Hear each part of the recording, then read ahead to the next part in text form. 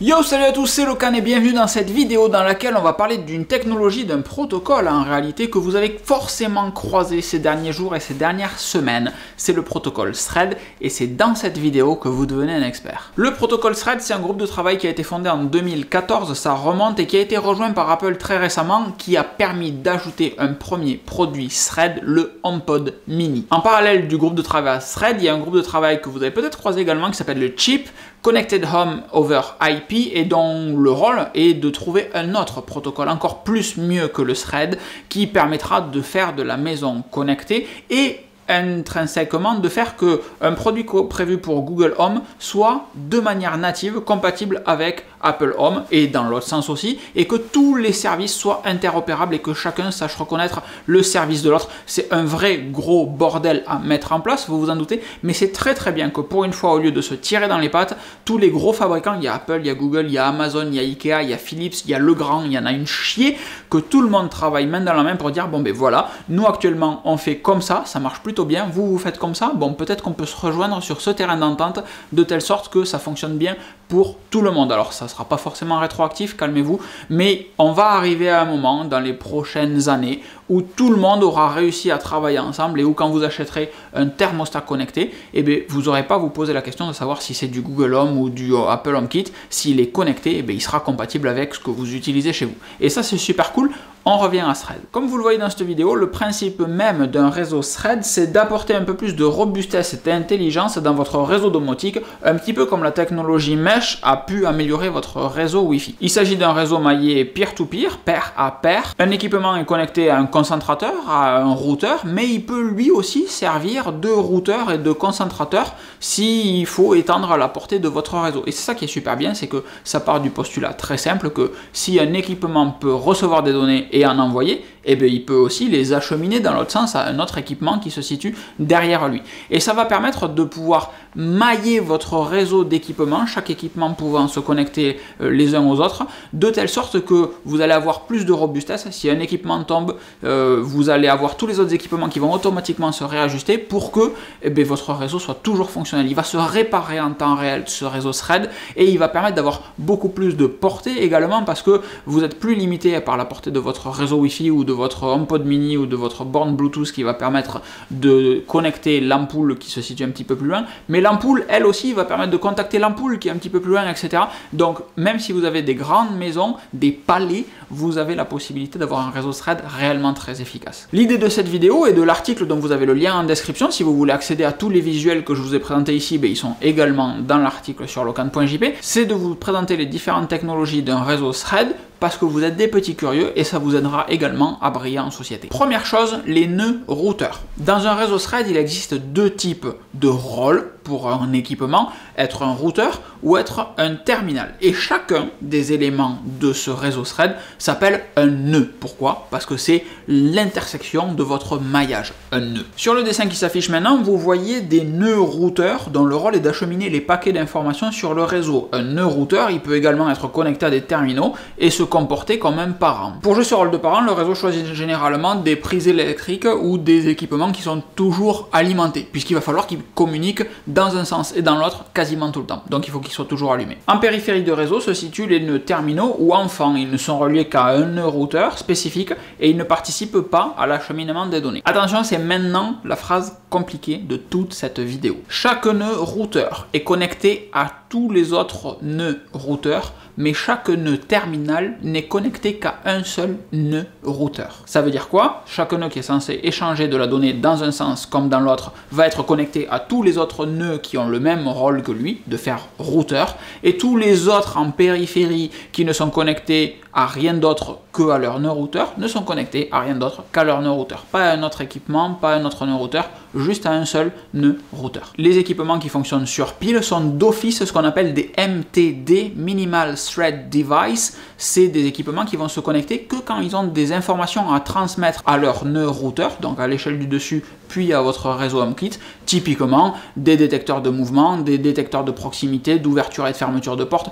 tout ce qui fonctionne sur pile et qui a une contrainte d'économie d'énergie, c'est un MTD et c'est typiquement un équipement de périphérie, un équipement enfant. À l'inverse de ces équipements de périphérie, il y a le routeur de bordure et lui, on en a parlé dans l'introduction, ça va être votre HomePod mini dans l'état actuel des choses, c'est lui qui va faire l'intermédiaire entre votre réseau Thread et tous vos équipements compatibles Thread et votre réseau local, votre réseau Wi-Fi et par extension l'internet mondial pour transmettre et échanger les informations, ce qui fait que quand vous lancez votre iPhone, vous pouvez agir sur les équipements de votre réseau Thread, votre prise connectée, votre bandeau lumineux, peu importe, votre ampoule, ce que vous voulez, depuis votre iPhone. C'est parce qu'il y a ce HomePod mini qui va faire l'échange entre le réseau Thread et le réseau local. Alors si vous n'avez pas de HomePod mini, vous pouvez effectivement toujours fonctionner avec HomeKit, mais c'est juste que vos équipements ils vont se connecter en Bluetooth à votre Apple TV ou votre iPhone ou en Wi-Fi. Donc l'équipement va revenir sur un mode de communication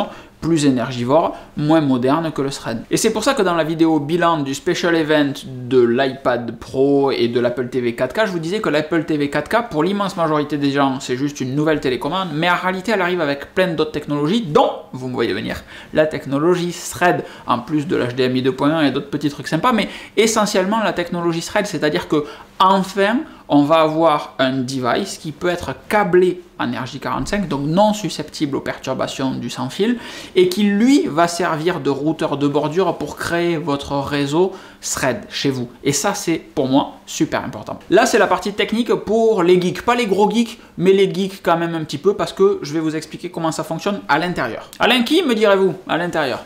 Cette blague ne vieillira jamais. Lorsqu'un accessoire compatible Thread se connecte au réseau, la première chose qu'il fait, c'est de vérifier si un réseau Thread est disponible. Si c'est le cas, eh bien, il se connecte à ce réseau Thread avec le couplet identifiant mot de passe que lui a transmis le routeur de bordure.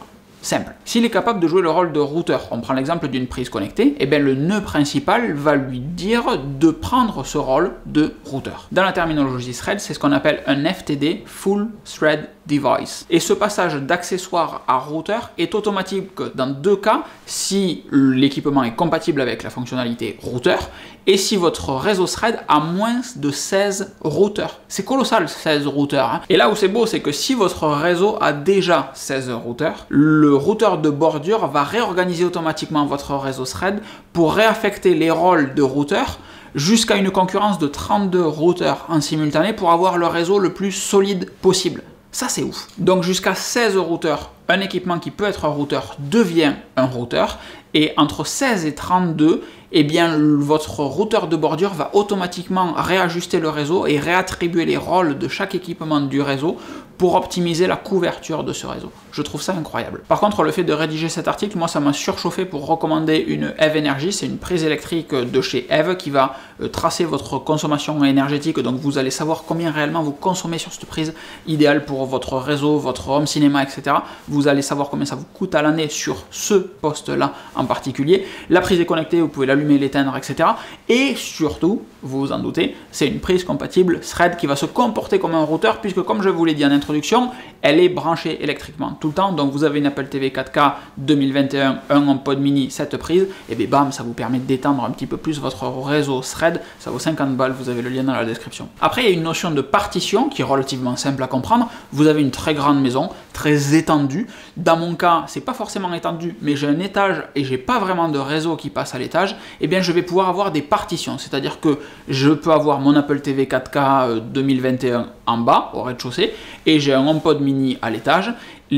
À l'étage, j'ai un réseau Wi-Fi, au rez-de-chaussée, j'ai un réseau Wi-Fi. Les deux sont bien, c'est câblé, etc. J'ai deux vraies très bonnes couvertures, mais il n'y a pas de connexion entre les deux en dehors du câble qui passe. Eh bien, mon Apple TV 4K va faire un réseau Thread au rez-de-chaussée, mon HomePod mini va faire un réseau Thread au rez-de-chaussée, et j'aurai deux réseaux Thread en parallèle qui feront partie du même réseau LAN. Si les notions de réseau, etc., ça vous intéresse, je vous avais fait une vidéo ici qui à la base était pour vous expliquer pourquoi est-ce que j'ai un réseau 10 gigabits Ethernet chez moi, mais dans laquelle je vous présente toutes les terminologies, LAN, MAN, WAN, et à quoi sert chacun de ces réseaux. Et pareil, là où c'est très bien, c'est que si la connectivité venait à s'améliorer, dans mon exemple, c'est pas faisable puisque je vais pas abattre mon plafond, mais vous avez une maison très étendue, vous abattez un mur et d'un coup, hey, vous récupérez plein de connectivité entre les deux pièces qui posaient problème parce que vous avez abattu le vieux mur en pierre de votre maison de famille, ce qui serait ridicule. ridicule, hein, ne le faites pas ça chez vous s'il vous plaît, si vous avez des vieux murs en pierre, ne les cassez pas. Si la connectivité donc venait à s'améliorer, et bien le routeur de bordure va dire « Hey, mais on arrive à communiquer tous les deux, c'est absolument génial !»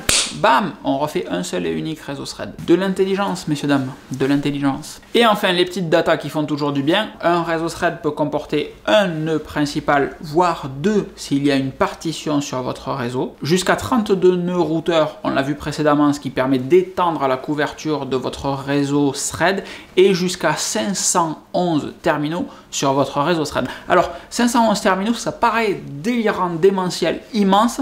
En réalité, dites-vous que tout ce qui peut être connectable et connecté chez vous, on n'en est pas loin. Vous remplacez chaque interrupteur par un truc connecté, vous remplacez chaque ampoule par un truc connecté, vous remplacez vos thermostats par des trucs connectés, les buses de vos radiateurs par un truc connecté, vos prises électriques par des trucs connectés, et ça va vite. Alors, je ne dis pas qu'aujourd'hui, vous pouvez faire ça, ça coûterait super cher si vous l'avez chez vous. C'est cool, tant mieux pour vous en réalité. Je ne suis même pas sûr que ça soit nécessaire, mais ça peut être kiffant, très clairement. Par contre, le réseau Thread, il est prévu pour le présent, mais aussi le futur proche. Et dans un futur proche, il y a de plus en plus de trucs connectés. J'ai oublié les stores, par exemple, je passe à la gamme Le Grand Diamant, etc., qui permet de tout interconnecter, des stores Bubendorf, du Somfy, etc., ce que vous voulez. Et en fait, 511, on y arrive vite, quand même. Donc, c'est bien, mais comme il est indiqué dans la documentation Thread, ça suffit à l'immense majorité des maisons. Pas à toutes. Et c'est sur cette petite notion de relativité que je vous laisse. Si cette vidéo vous a plu, vous connaissez la chanson, vous mettez un petit pouce vers le haut, un commentaire si vous avez des questions, vous partagez cette vidéo à des personnes que ça peut intéresser, c'est ça qui est super important. Et si vous n'êtes pas abonné, évidemment, c'est le truc le plus important, c'est ce qui, à moi, me dit merci en réalité. Je ne suis que joie. Non, vraiment, c'est super cool. Je vous prends pas plus de temps, je vous fais des grosses mises. Merci à tous d'avoir participé avec les petits pouces, les commentaires, l'abonnement, le partage. À très vite. Ciao, ciao.